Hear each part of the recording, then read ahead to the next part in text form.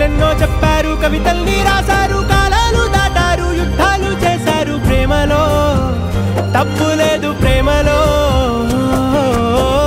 వేల వేల వెన్నెలంత నీదవాలి వెలుగునంత మోయమంటే నేను ఎంత రే.